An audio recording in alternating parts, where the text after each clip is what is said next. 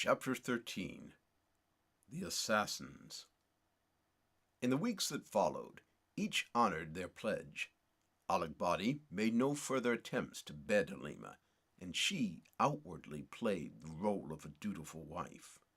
Each day she appeared seated beside him at the throne, as he held court and met ambassadors from foreign lands. Most of these obsequiously covered their heads with dust, a sign of respect, before seeing him.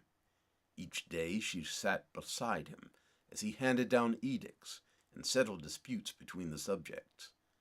But each night she plotted against him. She vowed to herself she would do everything in her power to save her native country from his rule. Through the Griot Mendepele, she sent word to her father's ancestral clan, the Ironsmiths of the Hills, asking for their help in overthrowing the tyrant. For it is said, one lineage is one blood. Meanwhile, the war raged on against the Abaka, the people of the mountain. Though it was three peoples now united, the people of the Snake, the warriors of the Zimbai, and the warriors of Kali, the giants of the mountain would not be subdued. For in the low hills, where the fighting took place, the giants would strike like angry bolts of lightning from the mountain top. Then they would escape back to their mountain lair, where, as if swallowed by the rock face, they would vanish like ghosts.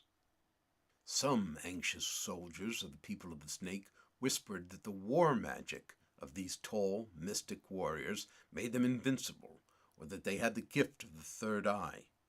The generals of King Alekbadi, however, insisted that if only they knew the location of the secret pass to the upper reaches of the mountain, they could crush the giants. They asked Halima if she knew of such a pass, and she lied by saying she knew it not. Fortunately, they seemed to believe her, all except Maxima Kalai, Alekbadi's crocodile-eyed slave general, who watched with undisguised skepticism as she spoke. In these days and weeks, Halima was consumed by loneliness. Though she was home in her native country, she felt utterly helpless, a stranger in a strange land. All men seemed smaller now, petty, cowardly, faint-hearted, compared to the giants of the mountain. She longed for the cool air of the Silver Mountain, the place of magic and mystery. She could see the rugged form from her palace window, tall and majestic. Each time she looked at its glittering peak, memories of her life there rushed back anew. In these times, Halima felt girlish tears beginning to well in her eyes, and she would force herself to turn to the task at hand, for she knew that Alekbadi must be destroyed if freedom were to come to her people. If he were slain, and the heads of the iron-working tribes in the hills had the courage to rise up against him, then the dominion of the people of the Snake over her countrymen would not stand. The man was a pig, no worse, a snake, yet Halima could not imagine killing him or anyone. In her life she had never deliberately harmed another. And yet it must be done, she told herself. I must steel myself against pity. For counsel, Halima went to her great-aunt Bimkubwa, the midwife who had delivered her from her mother's womb, a healer and worker of herbs, as well as a keeper of ancient lore. The bent old woman seemed grayer and frailer than when Halima had seen her last, and her withered dugs seemed to dangle lower than ever to her waist. Have I been away so long? Halima asked herself as they met in the woman's cramped, round, stone house a short distance from the palace. A guard accompanied them and stood outside as they embraced. You are ill? Old Bimkubwa asked in her raspy voice. Only a little bellyache. The truth was she had been puking every morning. You don't eat enough, Bimkubwa scolded. I've told you, no man wants a skinny wife. Halima laughed and pointed to her gently rounded belly. Oh, yes? She laughed. Look at this. The old woman's falcon eyes narrowed. Come, Halima, she said, pointing to a mat of woven rush. Lie down. Halima protested again that she wasn't ill, but the old woman ushered her forcefully to the bed. To humor the hunched old crone, Halima grudgingly lay on her back and tried not to wince as Bim Kubwa prodded and probed her belly, nodding and grunting to herself. When she was done, she allowed Halima to sit up. "You are with child, daughter of Babatunde. A boy child." Halima's eyes began to water. "This is happy news, my child?" Halima flicked away a tear and smiled. "This is happy news, old mother. What does the proverb say? Children are the reward of life." "This is the king's?" Halima shook her head emphatically, and she told her old kinswoman who the father was. As she spoke, all her love for the Mountain King rushed back to her like the rising tide. Shamari was with her still, within her, alive, and the child would be the heir to the throne of Kali. She imagined her boy-child seated on the golden stool of her father. But then she bowed her head in sorrow, for he would not live to rule if this foul tyrant Alagbadi learned of his existence. The old woman rose, bones creaking, and turned to her shelves, which were chock full of herbs and medicine. "From this day on, you must eat no fat or beer or wine, or the meat of animals killed by poison arrows," she instructed. "You must remove all iron from your bedchamber, and refrain from love-making and carrying fire. You must keep a bowl of water beside your bed, which the Great One in the sky will use to mold the baby as you sleep. And you must visit the shrine of our family's fertility spirit, our Ase, and make an offering to safeguard your child." Halima nodded, making sure she forgot nothing on the list. Continued Bim Kubwa, "I will prepare medicine for you to help your child grow healthy and strong. It is made from the potent soil of an anthill." Only now did Halima remember her mission. She stood up quickly beside her great aunt. "There's something I need more, old mother." Bim Kubwa turned slowly, her eyes narrowing, spreading a spider web of wrinkles across her leathery face. Halima told her, "I need a poison." "For you? Or for another?"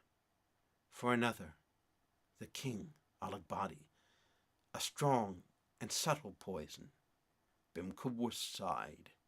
She looked about her cluttered house, then her sad old eyes turned back to Halima. "The Great One in the sky gave you a gift, Halima, a gift she does not give to all. You are a bearer of life, child. It is not your nature to destroy life." Halima heard the words of the old woman, whose hands had delivered her into this world, and was the first to hold her, and saw the earnest tears in the aged woman's eyes. "I must do what I must do," Halima said. The old woman nodded gravely. "You have heard of the sorcerer Maguso?" Halima shuddered at the infamous name, often used to frighten children when she was small. She had seen him only once, striding through the marketplace, a black-bearded man with a wizened, skull-like face. "Yes," she answered. "This sorcerer can prepare a poison that cannot be tasted, that cannot be smelled. It will not touch the food tasters of the king, nor his cooks, nor his pet monkeys. But to the king it will bring a quick and certain death. It will drive the very breath from his body." She fixed Halima with a severe, damning stare. "There is no undoing this, Halima." "How long will it take?" Halima whispered. "A week's time." Halima met her kinswoman's eyes. "Then let it be done." A week later, Alagbadi was still very much alive. They sat on velvet cushions in his dining hall, Halima, Alagbadi, and his 14 other wives. A dozen musicians played, 2 beating drums, 3 shaking resonant calabashes filled with hard seeds, 4 more men on horns, and 3 others piping away on flutes. Alagbadi popped ripe berries in his mouth and told jokes to his giggling women. He was in a festive mood tonight, for some reason. Halima watched uneasily as servants paraded before the king, bringing food on gold plates. Each new dish sailed into his greedy mouth. Thick slabs of hippopotamus meat, fat from oxen hump, loaves of manioc, sweet fried caterpillars, yams soaked in honey, all washed down with goblets of pombe, a fermented drink of millet and bananas, and all with no apparent effect. Which contains the poison? She wondered. Was it none of these, but instead some evil powder sprinkled on the floor of his bedchamber to attack him through the soles of his feet? However it was to be done, this was surely Alig Badi's last day on earth. That much was certain.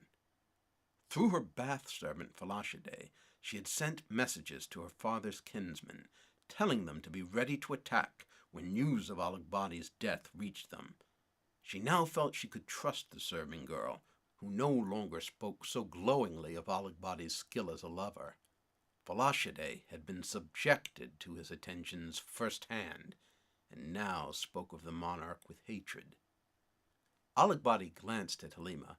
The unsmiling princess was the only one of his wives who was not rolling with laughter at his jests. He grinned and clapped his hands. "My beautiful wife Halima requires more lively entertainment. Bring on the dancer," he roared. Now the music quickened. The ram horns squealed higher. The beat of the drums became low and steady. From the shadows emerged a female dancer. It was no one that Halima recognized. Alig Badi tired of dancers quickly, and there was a never-ending flow of female flesh in the palace. Most of them performed the Sloth Dindiki, a solo dance in which a skimpily clad woman pranced about imitating a mare in heat. But this was different. The dancer's head was clean-shaven, and her black-as-coal body dripped with animal fat. She strutted into the open, and Halima saw that she carried an enormous python draped casually over her shoulder. It was thick as a man's thigh and hung onto the floor. If it was 1 foot long, it was 16 feet long. The dancer's muscular legs strained under its massive weight. Halima recoiled at the sight of the squirming reptile. Even though there wasn't a bowl, a shield, or a spoon of these invaders that didn't bear the figure of the snake, their national totem still made her shudder. To the throbbing beat of the drum, the dancers swayed, hips swinging left and right. Alig Badi grinned appreciatively and bit into a dripping hunk of hippopotamus meat. Halima held her breath and eyed him carefully, hoping to see him keel over, but he did not. "This is the python dance, a traditional dance of our people," Alig Badi told her matter-of-factly. The dancer allowed the scaly creature to roam freely over her body. Halima watched in a mix of repulsion and fascination as the snake encircled the woman's arms, becoming a bracelet, then slid like dripping molasses over her firm belly.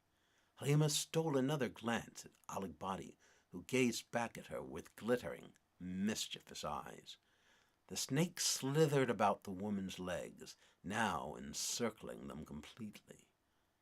For the first time now, Halima realized the peril the dancer was in. Like a creeping vine, the reptile hooped around her narrow, muscular abdomen, pinning her arms against her torso. The dancer writhed silently in the snake's grip. The horns now screamed plaintively, imitating a woman's love cry.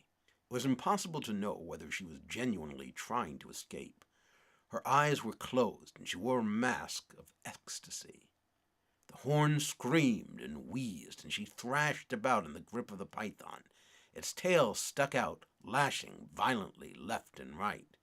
The awful beast was choking the life out of the dancer, and no one was stopping it.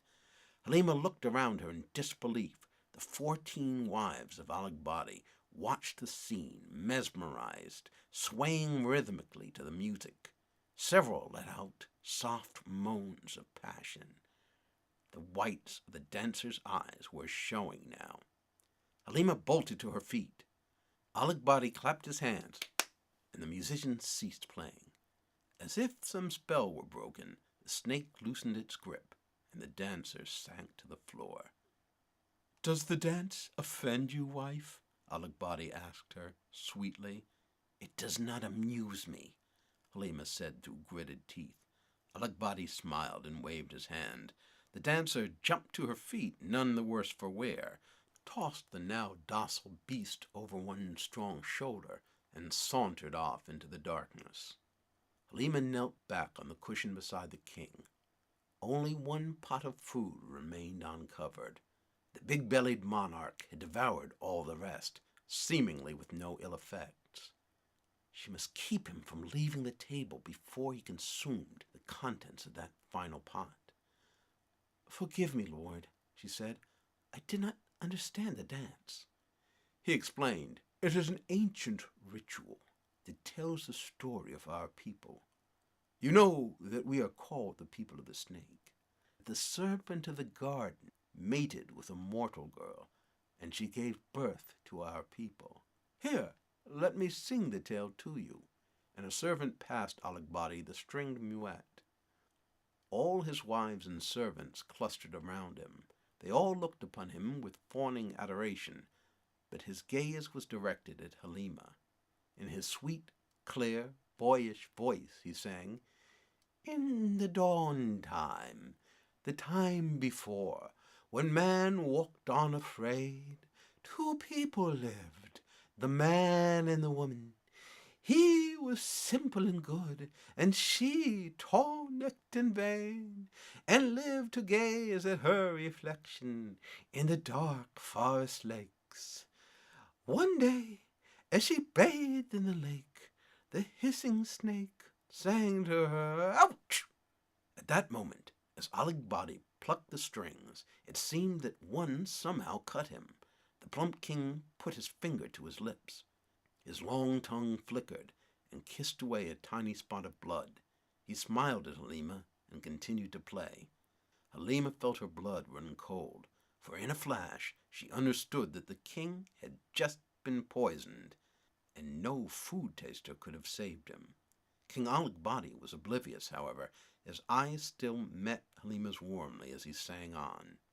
Said the snake to the beautiful woman, "Lie with me, pretty one, and to you I will teach the knowledge of good and evil."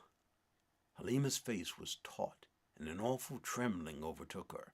It was as if he knew she was his murderer. He was staring at her with such intensity. Suddenly, in the middle of the verse, the fat king faltered. Alig Badi's face froze in an awful grimace, and he began to turn a purplish hue. His hands clutched his throat, and, gurgling, he tumbled backward from his cushion. A gasp went up from the court, and servants and guards rushed forward in a great wave to surround their fallen king. Massa Makalai stood at the front of the crowd, staring down in disbelief at the king's body.